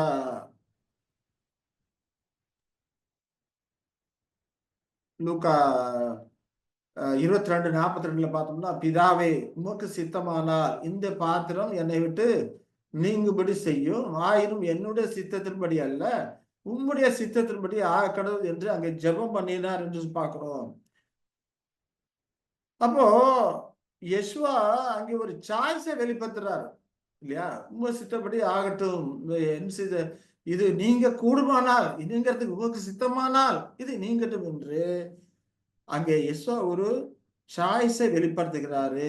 ஆனால் உங்க சித்தப்படி ஆகட்டும்னு சொல்றாரு. ஆனா அங்க ஜெபிக்கும் போது கூட என்ன சொல்றாங்கன்னா, ஃபர்ஸ்ட் டைம் தான், முதல் தரம் ஜெபிக்கும் போதுதான் அவர் அந்த விதமா ஜெபிக்கிறார். அடுத்த 2 தடவை எல்லாம் பார்க்கும்போது, மத்தேயு படிக்கிற மத்தேயு 26, 42, 43, 44 பார்க்கும்போது அவர் மறுபடியும் 2ஆம் தரம் போய், என் பிதாவே இந்த பாத்திரத்தில் நான் பானம் பண்ணினால் ஒழிய இது என்னை விட்டு நீங்க கூடாததாகில் உங்களுடைய சித்தத்துப்படி ஆக்கடவுள் என்று அங்கே ஜெபம் பண்ணினார். இது பாவம் பண்ணித்தான் ஆகணும் சித்தமானார். அதுபடி முதல் ஜபத்துல தன்னுடைய சாய்ஸை வெளிப்படுத்துறாரு.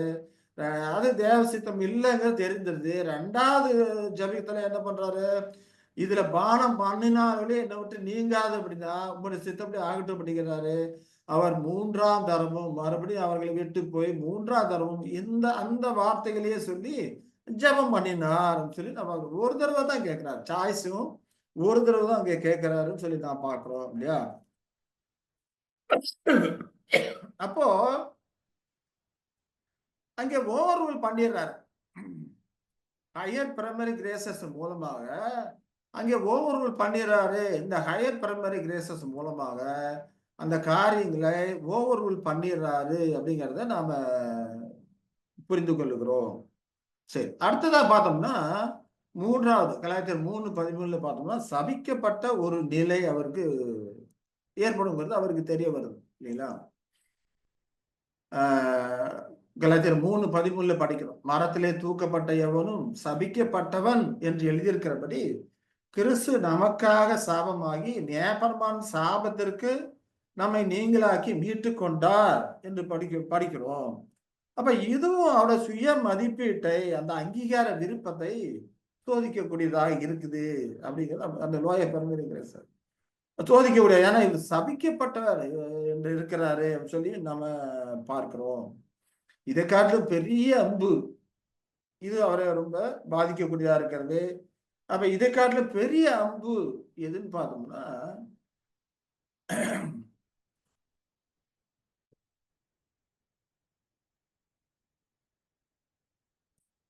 நாலாவது, இதுல ஏதாவது தவறு நேர்ந்திருக்குமானால் இல்லையா, நியாயப்பிரமாணத்தின்படி சபிக்கப்பட்ட நிலை, ஆனா அதுல ஏதாவது தவறு நேர்ந்திருக்குமானால், பாசிபிலிட்டி ஆஃப் ஃபெயிலியர், தவறு நேர்ந்திருக்க கூடுமோ அப்படின்னு ஒரு டவுட்டை அங்க சாத்தான் கிரியேட் பண்றான்.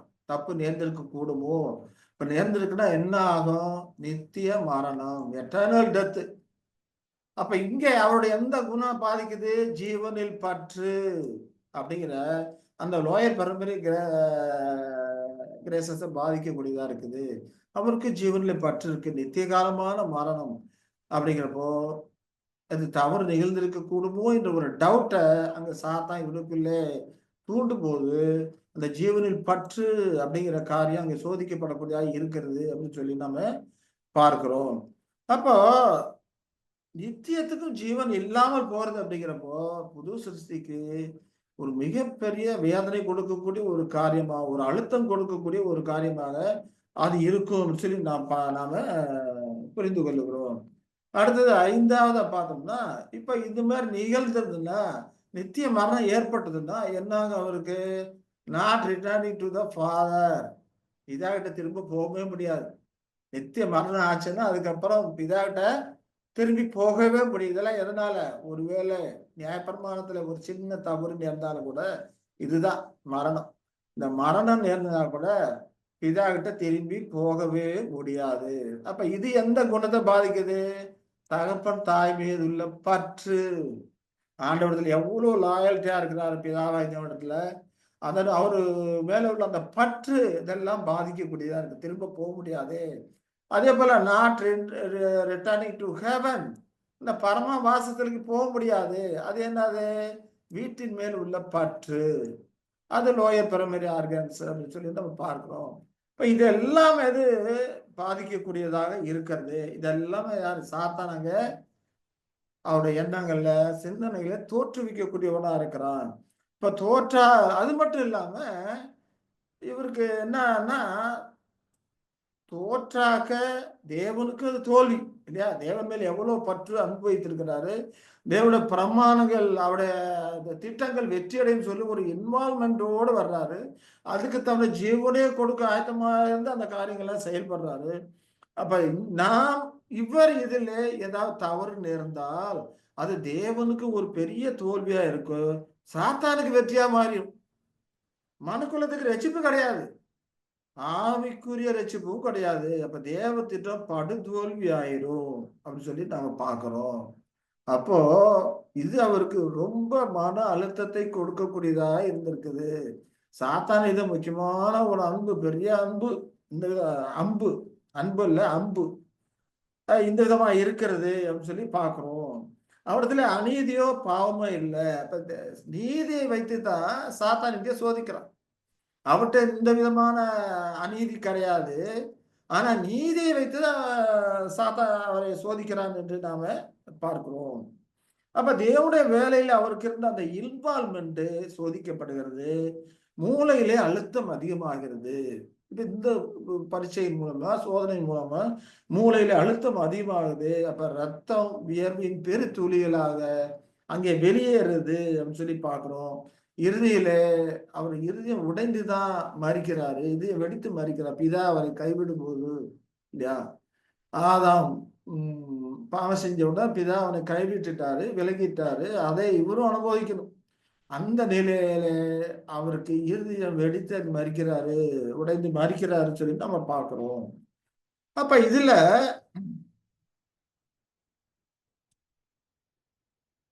அவர் என்ன எதிர்பார்க்கிறாரு, அவர் என்ன செய்யணும்னு விரும்புகிறாரு.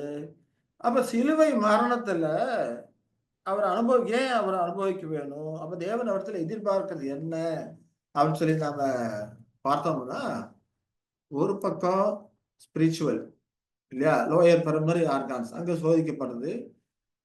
தேவனுக்கான வெற்றி பெறணும் அப்படின்னு சொல்லி அவர் எதிர்பார்க்கிறாரு. அவருடைய நோதம் சரியானதுதான்.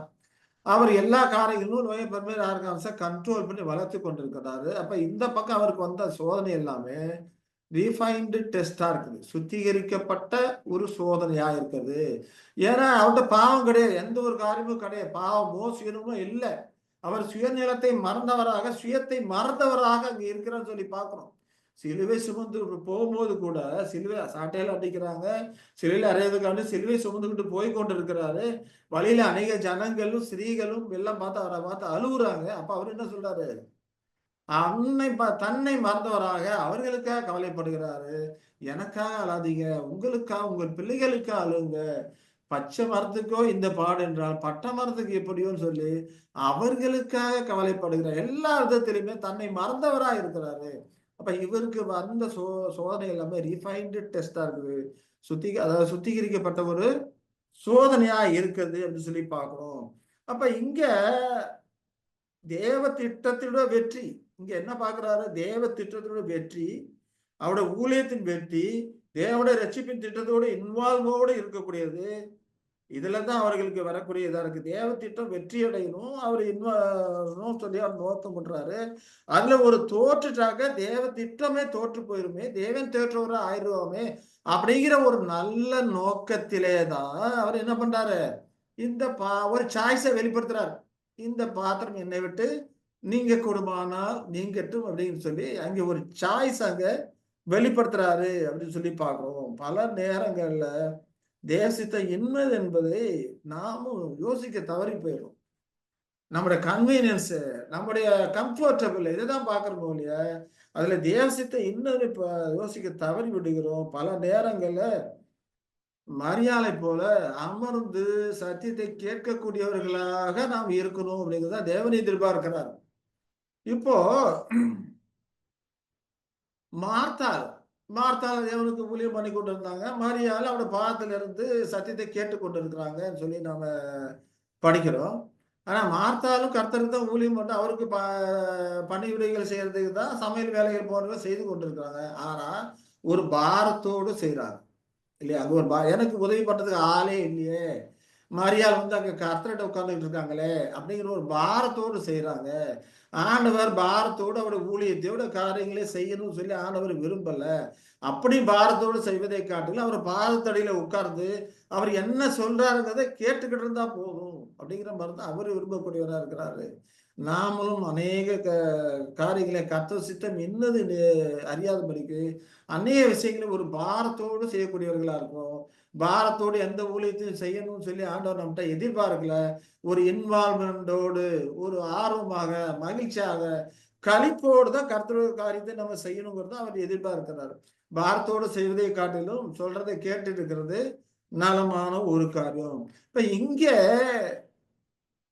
ரட்சிப்பித்துட்ட வெற்றி அடையணும் அப்படிங்கிற நல்ல நோக்கத்துல தான் சாய்ஸை எதிர்பார்க்கிறாரு அப்படிங்கிறத நம்ம பார்க்கிறோம். அப்ப தேவன் அவர்கிட்ட எதிர்பார்க்கறது என்ன அப்படின்னு சொல்லி பார்த்தோம்னா, தேவ சித்தம் என்ன அப்படின்னு சொல்லி பார்த்தோம்னா, faithful of the covenant of sacrifice, அந்த பலியின் உடன்படிக்கையில உண்மைத்துவமா இருக்கணுங்கிறத அவர் எதிர்பார்க்கிறார். அந்த உண்மைத்துவத்துல total obedience to God's will, எந்த ஒரு சாய்ஸும் இருக்கக்கூடாது, நமக்குன்னு எந்த ஒரு சாய்ஸுமே இருக்கக்கூடாது. தேவ சித்தத்துக்கு முழுமையாக நம்மை ஒப்பு கொடுக்கிற ஒரு நிலை, அதனாலதான் சிலுவை மரணம் இல்லையா? அப்ப சிலுவை அப்படி சொல்லி பார்க்கிறோம். அப்ப அவருக்கு வந்த சோதனை இல்லை, இது இல்லை, அவர் உண்மைத்துவமா இருக்கணும், பலியின் உடன்படிக்கையில் உண்மைத்துவமா இருக்கணும், டோட்டலா நமக்கு என்று ஒரு சுய சித்தம் எந்த ஒரு சாய்ஸ் இல்லாதபடிக்கு டோட்டலா அவருக்கு கீழ்ப்படியணும் அப்படிங்கிறதா தேவன் எதிர்பார்க்கிற ஒரு காரியம். இப்ப இங்க பார்த்தோம்னா சிலுவை மரணம், தூசித்தல், அவமானப்படுத்துதல், சபிக்கப்பட்டவரை போல சிலுவை மரணம். அதே போல மனுஷருக்கு தீமை செய்தவர், கலகம் செய்தவர் அப்படிங்கிற மாதிரியான ஒரு காரியம், தேவ தூசணை செய்தார் அப்படிங்கிற மாதிரியான ஒரு காரியம் வரும். தேவ திட்டமானது தோற்றது போல காணப்படும். இப்ப அவருக்கு அந்த விதமான ஒரு பயத்தை உண்டாக்கி தானே சாத்தான அவரை வந்து சோதிக்கிறார். அப்போ தேவ திட்டம் தோற்று போயிடுச்சோ, அப்ப இவரை சிலுவையில் அறையிறாங்களே. ஆனா வெளிப்பார்வைக்கு எப்படி இருக்கும்? தேவ திட்டம் தோற்றது போல, சாத்தான் வெற்றி பெற்றது போல அங்க காணப்படும், தேவன் கைவிட்டது போல காணப்பட வேண்டும். சிலுவை மரணத்தில் அதெல்லாம் தான் நடக்குது. அப்படியெல்லாம் காணப்பட்டாலும் faithfulness of the covenant of sacrifice. பலியின் உடன்படிக்கையில இப்படி எல்லாம் காணப்பட்டாலும் உண்மைத்துவமா இருக்கணும். Total obedience to God's will, முழுமையாக தன்னை அவர் இடத்துல சரண்டர் பண்ணணும். அவரோட சித்தத்தை முழுமையாக தன்னை கீழ்ப்படுத்தணும் அப்படிங்கிறதா தேவன் எதிர்பார்க்கிற ஒரு காரியமா இருக்குது. அப்ப இதுல தான் சாத்தான் அவருக்கு அம்ப எய்றான். தோற்று போற ஒருவேளை நியாயப்பிரமாணத்தை ஏதாவது ஒரு சின்ன தப்பு நேர்ந்தாலும் எல்லாமே கொலாப்ஸ் ஆகி போகுமே அப்படிங்கிறதான் அங்க சொல்லக்கூடிய ஒரு அவனுடைய சாத்தான் அவர் மீது செய்யக்கூடிய ஒரு அன்பாக இருக்கிறது. அப்போ தோல்வி இல்லாமல் தேவ திட்டத்தை நிறைவேற்றக்கூடிய அந்த நல்ல நோக்கத்துலதான் இந்த சாய்ஸை கேட்கிறாரு. கூடுமானால் இந்த பாத்திரம் என்னை விட்டு நீங்க கொடுமா நீங்கட்டும் என்ற அந்த சாய்ஸ அந்த நல்ல நோக்கத்துலதான் கேட்கிறாரு அப்படின்னு சொல்லி நம்ம புரிந்து கொள்கிறோம். இப்ப யெசுவா சோதனையை வென்றாரு, தேவ சித்தப்படி முழுமையாக தம்மை கீழ்ப்படுத்தினாரு, அந்த முடிவை தான் எடுத்தாரு அப்படின்னு சொல்லி நம்ம பார்க்கணும். அப்ப இந்த பக்கம் தான் அவர் முடிவு எடுக்கிறார் இல்லைங்களா? தேவ சித்தத்தின்படி இந்த பக்கம் தான் அவர் முடிவு எடுக்கிறாரு. சுயாதீன சித்தமாக முழுமையாக தன்னை கீழ்ப்படுத்தினாரு அப்படின்னு சொல்லி நாம பார்க்கிறோம். இப்ப இது நீதியான காரியமா இருந்ததுனால சோதனையின் அழுத்தம் அவருக்கு அதிகமாகவே இருந்திருக்கும். மற்ற எல்லாருக்கும் சோதனை அழுத்தம் ஏன்னா நீதியான காரியங்கள் இருக்கும்போது சோதனை அழுத்தம் அதிகமாகவே அங்கே இருக்கும். வெற்றி அடைந்து வரும்போது இப்ப கெத்செமனே தோட்டத்துல போறாரு, அந்த சோதனை அழுத்தத்துல கதறி அழுகிறாரு. அதை குறித்து படிக்கிற பலத்த சத்தத்தோடும் கண்ணீரோடும் விண்ணப்பம் பண்ணி தமக்கு உண்டான பயபக்தி கேட்கப்பட்டா என்று படிக்கிறோம். அதெல்லாம் முடிஞ்சதுக்கு அப்புறம் தேவன் அவரை தேற்றுகிறாரு, தேவதூதனை கொண்டு தேற்றுகிறான்னு படிக்கிறோம். அப்ப எந்த விதமா தேற்றிருப்பா நமக்கு தெரியாது. ஆனா இது வரைக்கும் செஞ்சதெல்லாம் கரெக்ட் தான், இனிமேலும் உன்னால முடியும், செய்ய முடியும், உன்னால ஆகும் அப்படின்னு சொல்ற மாதிரி தேவன் அவரை தேற்றி இருக்கிறாரு. அப்ப தேற்றுதல் அடைந்து வரும்போது கெத்செமனே தோட்டத்துல அந்த ஜெபத்தெல்லாம் முடிச்சுட்டு வரும்போது சமாதானத்தோடு அமைதியாக வர்றாரு, ஒரு ஆட்டை போல வர்றாரு, ஒரு தைரியத்தின் ஊற்றாக அங்க இருக்கிறாரு. அதுக்கப்புறம் பார்த்தோம்னா அப்போஸ்தலரோட நலனை அங்க கருத ஆரம்பிக்கிறாரு பார்க்கிறோம். அதுக்கப்புறம் நடந்த காரியங்கள் எல்லாமே கல்லனுக்கும் ஆறுதல் சொல்றாரு, மரியாளுக்கும் தன்னை மறந்தவர் மரியாளுக்கும் ஒரு பாதுகாப்பு கொடுக்கிறாரு இல்லையா? அப்போ இந்த சோதனைகள்ல தன்னுடைய யோசனைகள் நியாயமாக இருந்தாலும் அது எல்லாமே தூக்கி எறிந்தார்னு நம்ம பார்க்கிறோம். தேவ சித்தத்துக்கு இடையூறாக இருந்த எல்லாத்தையுமே விட்டு விட்டாரு. எதெல்லாம் தேவ சித்தத்துக்கு இடையூறா இருந்ததோ அல்ல எல்லாத்தையும் விட்டு இந்த பக்கத்துல அவர் முடிவெடுக்கிறாரு அப்படின்னு சொல்லி நாம பார்க்கிறோம். அப்ப தேவ சித்தத்துல மூழ்கடித்தாரு. Total obedience to God's will அப்படிங்கிறப்ப தேவ சித்தத்துல முழுமையா தன்னை மூழ்கடித்தாரு. ஆண்டவர் எஸ்ஆயிரத்துல சொல்றாரு, நான் முழுக வேண்டிய ஒரு ஞானஸ்நானம் உண்டு, அது முடியும் அளவும் எவ்வளவோ நிற்கப்படுகிறேன் அப்படி சொல்றாரு. படிக்கிறோம். அப்போ முழுமையாக அந்த காரியத்துல தன்னை மூழ்கடித்தான்னு படிக்கிறோம். இந்த வெற்றியினாலே எல்லாருக்கும் ஆசீர்வாதம். அதுக்கப்புறம் பிலாத்துவிடம் தைரியமாக இதுதான் பிலாத்துவிடம் தைரியமா பேச வைத்தது. அந்த முடிவு எடுத்தல் இதுதான் அவருக்கு அந்த தைரியத்தெல்லாம் கொடுக்குது. தெளிவா முடிவு எடுத்துட்டாரு. தேவ சித்தப்படிதான் நடக்கும், தெளிவா முடிவு எடுத்துட்டாரு. அந்த முடிவு எடுத்தது விளைவாக அதற்கப்புறம் தைரியமா இருந்தாரு. பிலாத்துக்கிட்ட தைரியமா பேசினாரு, எல்லாத்தையும் தைரியமா பேஸ் பண்ணாரு. அடிக்கப்படும்படி கொண்டு போகிற ஒரு ஆட்டை போல இருந்தாரு அப்படின்னு சொல்லி நாம பார்க்கிறோம். அப்ப இங்கதான் யூதாஸ் வருகிறான் இந்த இடத்துல இல்லையா? யூதாஸ் வரும்போது காட்டி கொடுக்கப்படுகிறாரு, சுய சித்தமாக கொடுக்கிறாரு. அப்ப சுய சித்தமாக தன்னை ஒப்பு கொடுக்கிறாரு. அந்த சுய சித்தமா தன்னை ஒப்பு கொடுக்கிறாரு என்பதை அடையாளப்படுத்தும் விதமாக தான் 2 பட்டயங்களை எடுத்துக்கொள்ளுங்கள், பட்டயம் இல்லாதவன் பட்டயங்களை எடுத்துக்கொள்ளுங்கள் சொல்றாரு. அதே மாதிரி 2 பட்டயங்கள் இருக்குன்னு சொல்றப்போ போதும் அப்படிங்கிறாரு. அப்போ அந்த நேரத்துல அவரால் தன்னை தப்பிச்சிருக்க முடியும், தன்னுடைய சீசர்கள் அதற்காக போராடவும் செய்வார்கள். ஆனாலும் அதெல்லாம் செய்யாதனால் தன்னை வாழடியா ஒப்பு கொடுக்கிறேன் என்பதை அங்க நிரூபணம் பண்ணுவதற்காக வேண்டி அவரை பட்டயத்தை எடுத்துக்கங்க சொல்றாரு. அதுல ஒருத்தர் மல்குசு காதையும் வெட்டுறாரு. வெட்டும் போது நிச்சயமா காதுக்காக எய்ம் பண்ணியிருப்பாரு, தலைக்கு தான் எய்ம் பண்ணியிருப்பாரு. ஆனா அவன் ஒதுங்கி இருப்பான். அப்ப காது மட்டும் போச்சு அப்படிங்கிறத நாம பார்க்கிறோம். அப்ப அங்க காதும் அங்கே ஒட்ட வைக்கப்படுகிறது அப்படின்னு சொல்லி நாம புரிஞ்சுக்கணும். காது அங்க ஒட்ட வைக்கப்படுகிறது.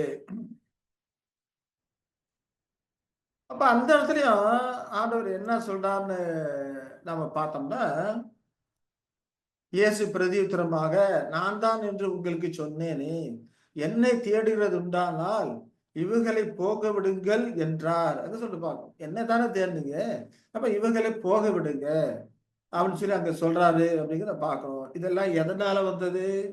அவர் எடுத்த அந்த உறுதியான முடிவு, கெத்செமனே தோட்டத்திலே அவர் எடுத்த அந்த உறுதியான முடிவு, அதனால் வந்த ஒரு காரியமா இருக்கிறது அப்படின்னு சொல்லி நான் பார்க்கிறோம்.